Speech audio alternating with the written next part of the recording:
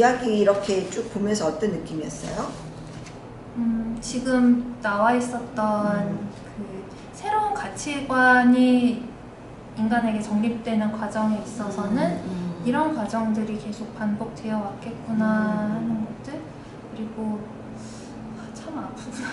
그러니까 어떻게 시작되었다고, 뭐 시작점에 이제 신화에서는 시작점 자체가 아빠가 딸을 죽인다? 그러니까 이게 음양의 어떤 대립을 또 보여주기도 하고, 아빠가 딸을 죽일 수밖에 없었던 건 또 여신이 자신을 저주했기 때문이고, 여신은 이 남성이 잘난 척하는 부분이 굉장히 뭔가 마음에 걸렸다는 것.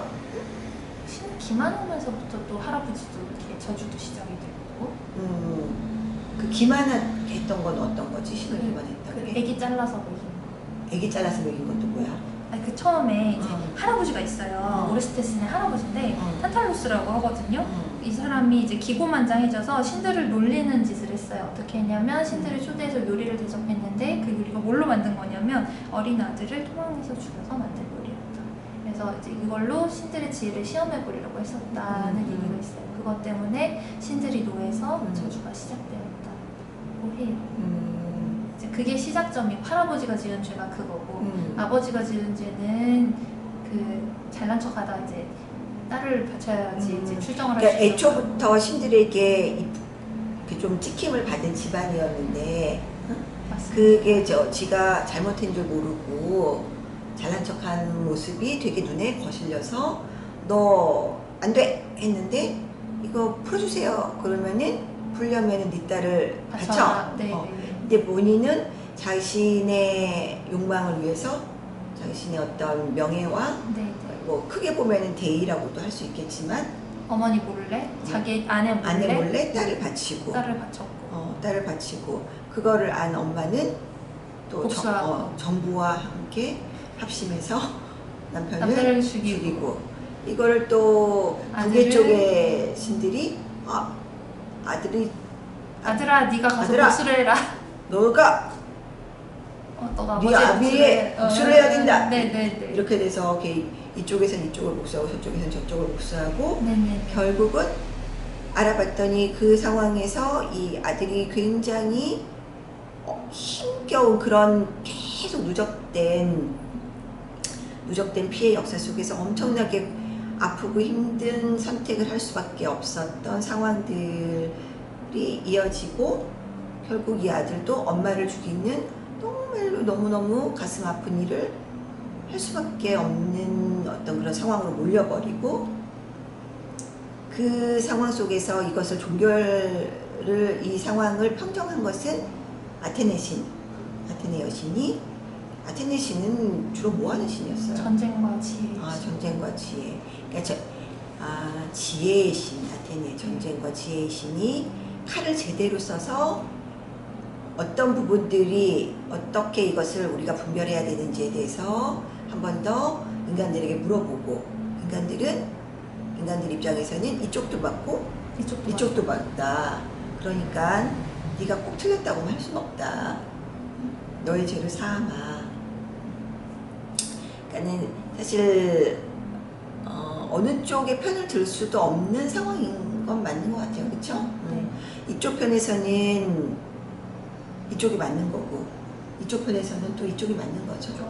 우리는 우리가 옳고 일본이 또 일본이 옳고 이렇게 비교를 할 수도 있지 않을까? 대립한다는 의미에서. 그래서 이것을 어떻게 잘 지혜롭게 풀어갈 수 있을지 새롭게 부활한 이 남자 주인공은 부활 이후의 삶이 궁금해지네요. 부활 이후의 삶이 궁금해지네요. 그래서 이렇게 스토리를 한번 보시고 나셔서 카드랑 매칭해 가다 보면은 이유 없이 불안하다는 카드가 왜 나왔을까라는 뭐 8번 길티 카드를 보면서 뭐 유니버셜 8번 카드에서는 이렇게 눈을 가려놓고 나온 게 이런 뜻이구나 이렇게 매칭하시기가 되게 쉬워지실 수 있어요. 이야기를 쭉 흐름을 타고 이해하다 보면 그 카드 하나하나가 갖고 있는 그 키워드가 좀 더 구체적이고 입체적으로 이해가 될 수 네, 있는. 흐름 속에서 한 큐로 깨어진 다음에 거기에서 이제 각 카드에 다시 키워드를 공부하시고 또 그 구체 상황마다 또 리딩해야 되는 세부 사항은 또 다 추가적으로 공부를 하시겠지만 한 번쯤은 이렇게 정리하시면 참 좋을 것 같아서 네, 진행했습니다. 우리가 여기서 얻을 수 있는 우리의 또 어떤 그런 정리는 사람은 처해진 상황 속에서 이렇게 그 자유의지를 발동한다는 것이 참 어려울 수도 있겠구나.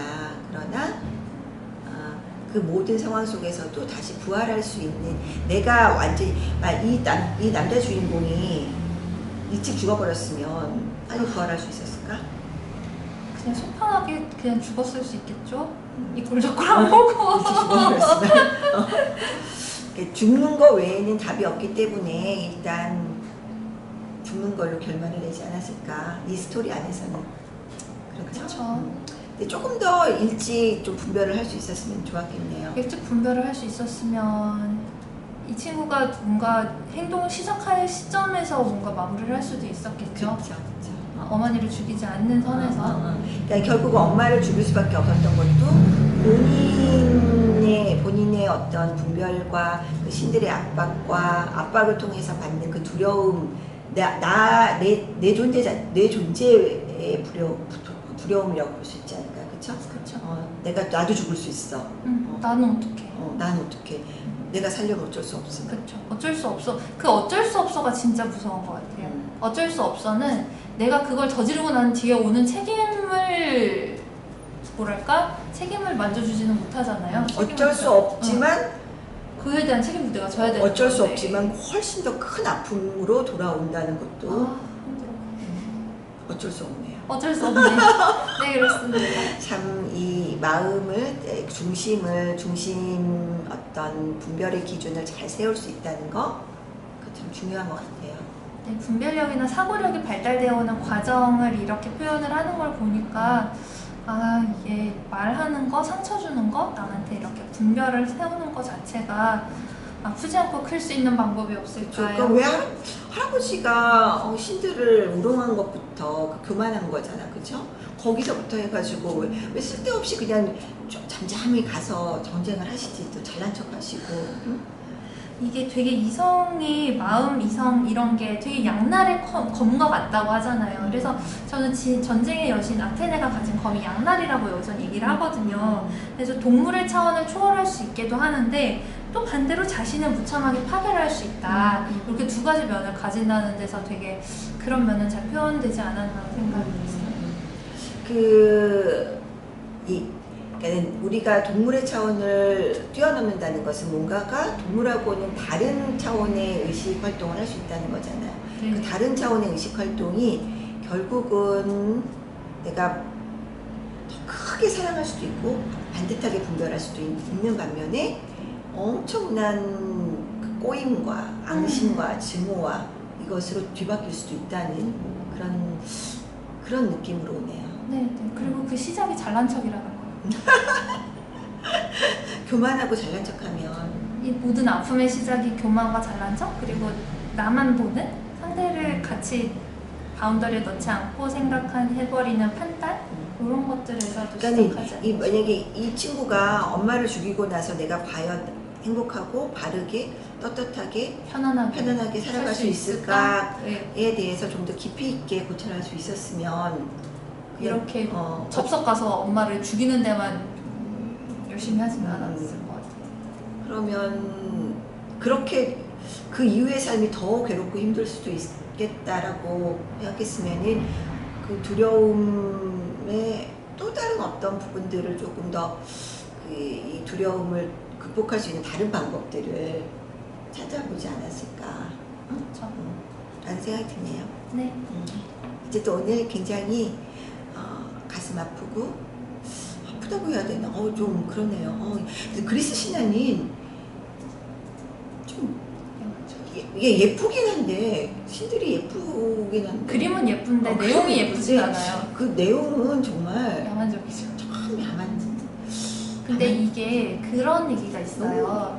그 중세에 한창 한창 르네상스 있었던 이전 시기는 암흑기였잖아요. 그렇죠. 도덕만 있고 신과 인간만의 관계가 있었는데 그게 아니라 인간의 여러 가지 측면을 다시 재조망하면서 르네상스 때 다시 그리스 신화들이 다시 뜨기 시작했다고 알고 있어요. 그러면서 이제 그래도 열어놓고 만져보려고 했던 시도들인 것 같기도 해요. 인간의 여러 가지 네네, 더러운 측면들을. 이면의 그런 우리의 스펙트럼이 어디까지 마이너스로 갈 수 있고, 그렇죠. 마이너스로 갈 수 있지만 플러스로도 얼마든지 갈 수 있습니다. 여러분, 맞습니다. 우리 칼 잘 씁시다. 네, 여기서 마치겠습니다. 네, 감사합니다. 감사합니다.